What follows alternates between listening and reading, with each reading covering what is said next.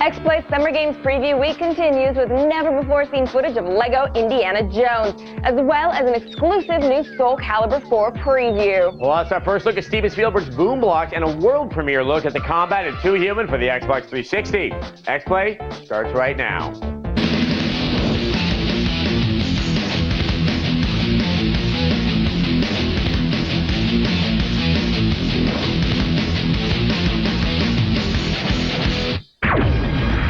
Hello and welcome to X-Play, the only video game show that's hotter than Georgia asphalt. I'm Morgan Webb. And I'm Adam Sessler, and we're coming to you from the G4 Studios in Los Angeles on Wednesday, April 30th. It's day 3 of our Summer Games Preview, and the hits keep coming. Later on, we've got the latest on Ninja Gaiden 2 and a brand new preview for Iron Man. But first, Adam's got all of the day's top stories in our gaming update.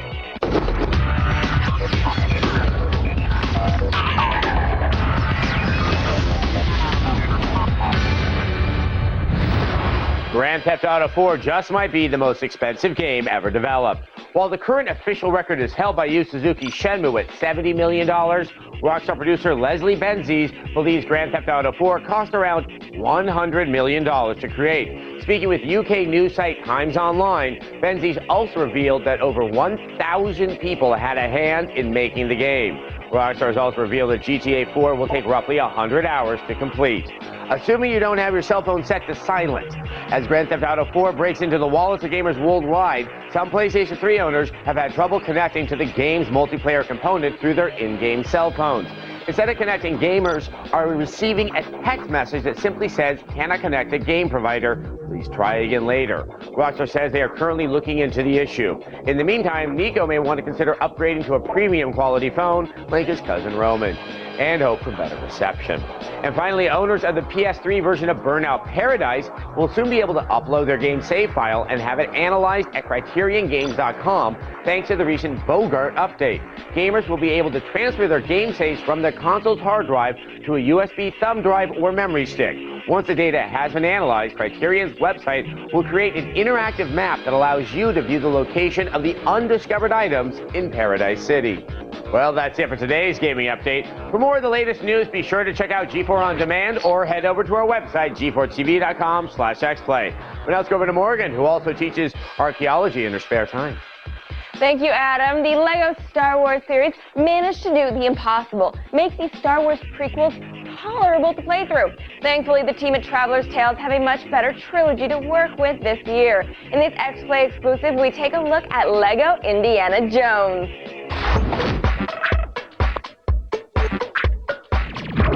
I am here at LucasArts in the Premiere Theater with Sean Stortz. Welcome, thanks for being with us. Thank you, Morgan. All right, we're talking LEGO Indy. Yes, we are. So, what movie, which movie, all the movies, new movies, what are we talking about? Which movies? All 3 original Indiana Jones films. Nothing from the Crystal Skull yet, so we want to hold off. We don't want to give away everything. So yeah, absolutely, the first 3 movies. All the excitement, all the action, we're really excited about it. Who are the characters and what is some of their special abilities? Well, the characters, obviously Indiana Jones. Right. Everybody knows and loves Indy from the movies. Right. His abilities, he's got the whip, which is the Swiss Army knife of the game. But all of the other characters all have their own individual attributes. So you've got characters like Indy Sr., who is an academic. Characters like Satipo and Sala have the ability to excavate. One of the fun special abilities for Willie Scott, who's the character in Temple of Doom, is she's got a scream ability. So you can imagine, she puts her hands up, screams, and everybody kind of buckles under, and then all of a sudden you can run in, you can knock them out. And of course, we do have jump out co-op, I'm assuming. Absolutely. Absolutely. Yeah, why not? Okay, so we've played, of course, LEGO Star Wars. If you don't have force powers, how are you breaking things and putting things back together? How are you interacting with the Legos? Oh, come on now. You've seen the Indiana Jones movies. You know what he's all about. He's all about physical action. He's all about seat of your pants adventure. He's using his fist. He's using his whip.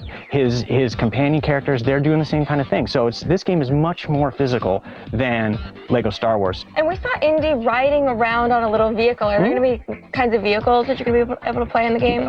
Yeah. In The Last Crusade, the films, there's a motorcycle chase. So absolutely, Indy and Indy Sr., they both have their own individual bikes. When you're chasing the Ark, Indy and Sala are on top of the army trucks, fighting waves and waves of enemy soldiers that come out of trucks that pull up next to them. So there's a lot of real seat of your pants, real high energy action in there. All right, so, you know, part of solving the puzzles in this is you have to change characters to utilize their special abilities. It seems like you've changed the mechanic from the previous games. Yeah, it's changed slightly, but the way it's changed has made a big impact on the way you experience the game. Previously, the characters had to be, you know, very close to each other, very close proximity. Here, for example, you can have Indy on a level, on a higher level. You can have one of the companion characters down below, and you can just swap out. So you don't have to be right next to each other. We call it free tag. So it enables characters to move more freely throughout the environment, and it enables us to put different puzzle-solving pieces throughout the environment. So Indy can be over here, he can move a switch, and it activates something up here where the other character is, so you can immediately switch over to him, perform that action, and then boom, the next door opens or the next level becomes available. Thank you so much for being with us, and we're really looking forward to playing Indiana Jones Lego version. Thank you.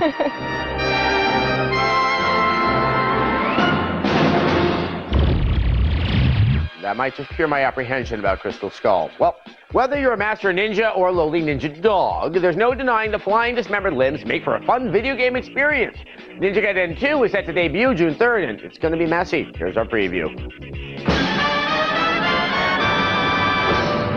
There's a whole lot of pomp surrounding most of this year's summer game releases, but one in particular is more likely to sneak up from behind and lop off your head with a katana faster than you can say, "Man, am I psyched for Ninja Gaiden 2." With Ryu poised to make his next-gen debut in a matter of months, it's clear there's one thing this title won't skimp on: blood. You will literally hack your enemies limb from limb as you progress through the game, leaving behind a trail of carnage in your wake. To that end, you'll have a variety of ninja cutlery at your disposal, including a claw, scythe, and other items from the traditional ninja arsenal, all of which boast their own style, feel, and attributes. Ninja novices out there, take heart. The addition of the much simpler Path of the Acolyte's difficulty setting will help you steer clear of the punishing difficulty this series is known for, leaving you with nothing to worry about except finding someone to change your diaper. Ninja Gaiden 2 is coming your way in early June. Awesome. Now, it takes a special kind of weapons industrialist to take up arms against enemies of the state when his high-tech gear falls into the wrong hands. Oh, well, intoxicated. But lucky for us, Tony Stark fits the bill perfectly. Here's a preview of Iron Man. With the summer movie season breathing down our necks like a creepy prom date posing in a faux gazebo with his now totally regretful companion, the Iron Man movie is nearly here, and so is the Iron Man game. Gameplay offers players the chance to seamlessly transition from air-based warfare to on-the-ground melee attacks. Come on, you can't say that's not going to be awesome to do. Utilizing a variety of customizable weapons options, you'll fight your way not only through movie, but also comic book-inspired levels. Fans will no doubt appreciate the game's unlockable armor options, including Classic, the 360-specific Silver Centurion, and Hulkbuster. Look for our full review of Iron Man coming soon.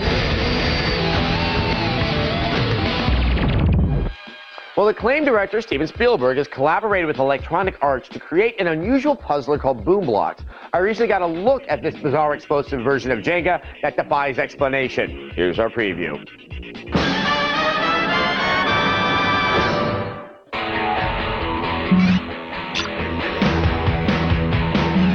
So, I'm here with Amir Rahimi. He's senior producer on Boom Blocks. Now, this is one of the Spielberg games. Yes. So, the game itself is not what you would necessarily associate with Spielberg. How did he come to be involved? Well, so he played the Wii for the first time at E3 2006. Immediately after that, he was intrigued by the Wii controller, the accessibility, and wanted to make a game that fits well within the concept of the Wii. So he came up with this idea. He wanted to tee off on the compulsion that just about everybody in the world has had at some point to stack something up, whether it's blocks in this example, sandcastles, Coke bottles, dominoes, whatever, and then smash them to the ground. Yeah, I know that. And that's feeling. just, sure. So throwing is really simple. You just aim the cursor where you want to throw, and then you hold the A button, swing back, and release A just when you would release a baseball. And it really takes into account how hard you throw the baseball. As it turns out, there's more uses for blocks than I ever could have imagined. What do you think of next, Spielberg? The golden blocks that you see there are point blocks. They each have a value on them. You score them by throwing baseballs at them and knocking them to the ground. They explode in coins, you get the point.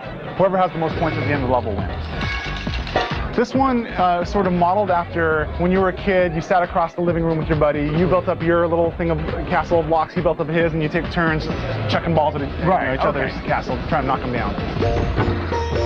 Oh, do you mind if we look at one more? Let's do it. So in this one, you have a color cube that spins, and you hit the A button to stop the cube. Whatever color that lands on, you got to carefully pull that block out. Now, also, you can sort of create your own levels? Yeah. You can do that? Do you mind if we absolutely. take a look at the editor? So Boombox allows you to take any one of the almost 400 levels in the game, pull them into the create mode, and do anything to them. Now, if you're connected to the internet, you can then use the Wii Connect 24 feature to send them to anyone on your friends list. Okay. So you can actually share the levels that you create. Well, Amir, I gotta say, this, what was already had me excited is done more, so congratulations on the game. Thank you so much. Can't wait to play it. Awesome, thank you. Ninja Fest 2, the ultimate. And updates. Coming up on X-Play, we've got brand new, never-before-seen footage from Soul Calibur 4, the game that features 2 playable Jedi Masters. Plus, we've got a juiced-up preview of Haze, the wild first-person shooter that's coming exclusively to the PlayStation 3. And we've got a world premiere look at dehumming, giving everything you need to know about the cybernetically enhanced combat. All that and more, right after this.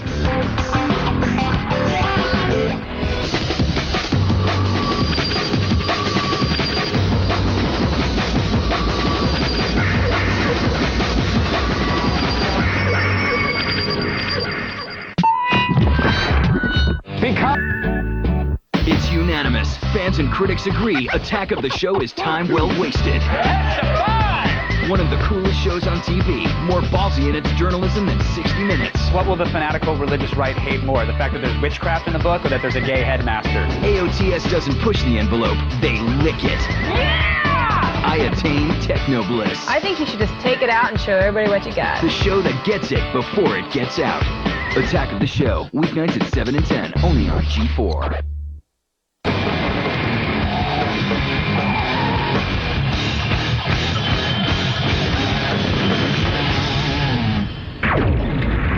Welcome back to X-Play Summer Games Preview. Soul Calibur 4 is about going for it. Changes in the combat system. Online play for the first time in the series. Darth Vader and Yoda are playable, and most importantly, Spawn was left off the roster. Sounds like a recipe for success to me. Here's a brand new preview for the fighter, now fortified with all new, never-before-seen footage.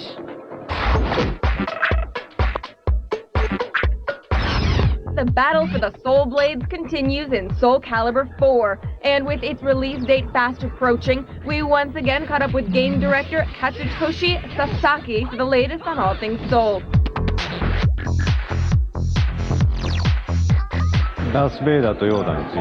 The gameplay has evolved with the introduction of the critical finish move. This is a move which would defeat the enemy in one final fatal strike. Previously, when certain characters would guard, it left combat in kind of a stalemate. The introduction of the critical finish prevents that from happening by allowing you to destroy someone's armor or guard. The previously announced edition of Vader and Yoda raised eyebrows and an interesting question. Will you actually be able to build your own Jedi in the game's character creator? No. We want the guest characters to be unique in the game. So in the character creation mode, we are not allowing users to pick Vader or Yoda's moves and apply them to their own original character, because we want to keep these characters special. With at least one Star Wars themed arena revealed, speculation continues as to just how these two galaxies will merge. Introducing or merging 2 completely foreign environments and cultures into one package is actually more fun than it is difficult. We've been working together with LucasArts closely to make sure that we have stories and settings that would explain and bring together 2 different things that without a supporting story wouldn't really go along with each other. With some 30 characters already announced and more on the way, Vader and Yoda won't be starved for company.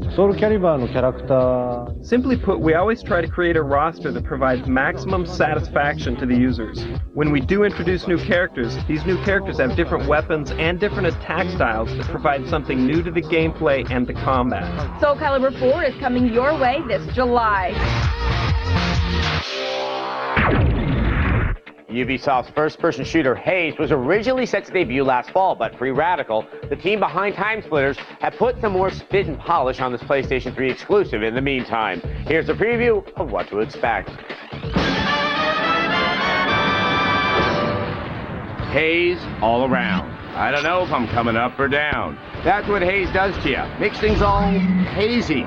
We've taken a few quick looks at this Free Radical title already this year, but there's nothing wrong with just one final tease before the game enters our bloodstream in a few short weeks. We've seen the co-op, which looks to continue the hot new trend of co-op gameplay. Always exciting. The title Haze, of course, implies the use of a drug called nectar. That gives these so-called military types superpowers. The nectar appears to be quite important to the gameplay of Haze, kind of like how Amy Winehouse records music, but that's a whole other thing. Shanty towns. They remind me of my Trenchtown days, writing protest songs with my friends Peter Tosh and Bunny Wheeler. Oh, that was Bob Marley? I thought it was me. PlayStation 3 owners have been told that this exclusive, rather rare game is the one to get this year. It looks good, but will it be good? We'll decipher the haze soon. That's when our review will become less hazy and all will be made clear. Till then, excuse me while I kiss the sky. When X-Play returns, we've got a world premiere look at the combat mechanics of Too Human for the Xbox 360. But first, let's take a look at who's in the running for recon armor in today's leaderboard for Mr. Stark's Halo 3 Starkathlon. If you're not on there, remember the contest is open until tomorrow at noon, so get to it.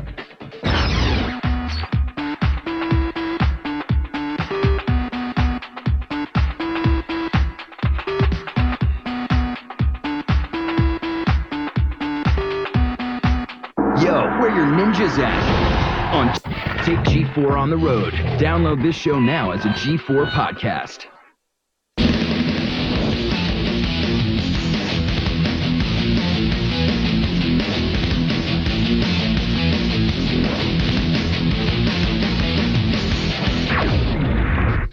Welcome back to X-Play Summer Games Preview. Dennis Dyack of Silicon Knights is trying something different with Too Human's control scheme. Despite being a console title, your moves are something akin to the point-and-click efficiency of Diablo. For more, here's our world premiere look at the combat of Too Human.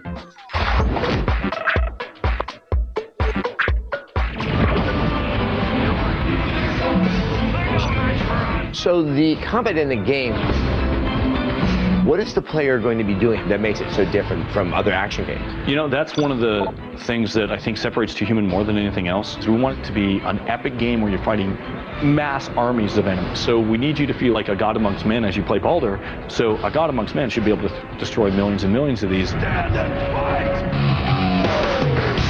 For gunplay, it's a lot like Geometry Wars. So dual analog stick, where you're moving with one stick, holding the triggers and using the right stick to target. And then for melee, you just let go of the triggers and it's dual analog as well. So you see an enemy that you want to hit, you just point in his direction. What you're actually doing is you're selecting the enemy and initiating the initial basic attack. So you'll hold in the stick. If you make contact with that enemy, you can actually continue to hold in the stick and go into a chain. You can then roll from that position or just let go and kind of re-tap from that position to go ahead and attack guys at different arcs. So you can go, you know, from 12 o'clock to 6 o'clock to 9 o'clock and just go boom, boom, boom. So if you really want to do the best combos, you'll want to plan out where the enemies are going to be, where they are, and how you want to actually chain them and link them together. And one of the things that's actually really interesting about Too Human is we have a combo meter system that actually fuels essentially your spells. So even if you're a healer, you're going to need to fight and build up this combo meter in order to use those type of skills. Another skill you'll want to master is the finisher. So if you push both sticks together when you're close up, you'll actually do a finisher attack. And that's a high damage, kind of a lengthier attack sequence that you can really concentrate on that one enemy. If you're actually at a distance from and you do both sticks together, you'll actually fire a fierce attack, which is a projectile. And that's really good at things like enemies that'll explode at you from a distance and stuff like that. But the key to any battle are the weapons you wield. And Too Human has a plethora to help you dish out your divine wrath. You've got 18 different combinations between melee and guns. You look at melee, you've got one-handed, two-handed and dual-wield varieties of each type, which is sword, hammer, and staff. And if you look at some of the differences in there, like you can actually trigger status effects, which are like fire on your item. And if you use two-handed, you'll actually trigger that more often. If you use something like dual-wield swords, they actually have a bigger damage arc. That felt good. In range combat and guns, you've got a bunch of different varieties as well. You've got pistols, rifles, and heavy cannons, and all those actually have unique secondary fire. So the pistols have dual wield, you can fire 2 of them. The rifles actually have grenade ammunitions, and the cannon actually has blasts and charges and missiles. And those come in varieties of ammunition types, which change each of those guns as well. And when you look at this from a pure gameplay standpoint, because you might be saying, oh, you got all these combinations, what does that mean to me? You can look at something really awesome like the hammers juggle guys in a radius. You can juggle a guy up, hold him there with your laser gun, and smack him out of the air with melee. By combining devastating weapons with intuitive combat mechanics, Two Human promises to give us our fill of some epic Viking battles.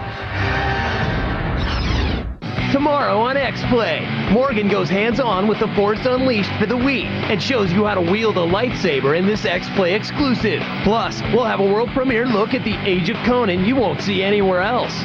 We'll continue our exclusive Two Human coverage with a new look at all of the Epic Stories character classes. Plus, X-Play's got new world premiere gameplay as we step into the shoes of the world's greatest demon-turned-paranormal investigator for some head-busting action in our exclusive preview of Hellboy, The Science of Evil. X-Play's Summer Games preview continues tomorrow night at 8. Check out g4tv.com/xplay for more info and updates. Plus, we got a brand new preview of The Bourne Conspiracy. Going to be great shows for the rest of the week. Character classes in Two Human, that's pretty exciting. You're not going to want to miss them. Thanks for watching. We'll see you next time.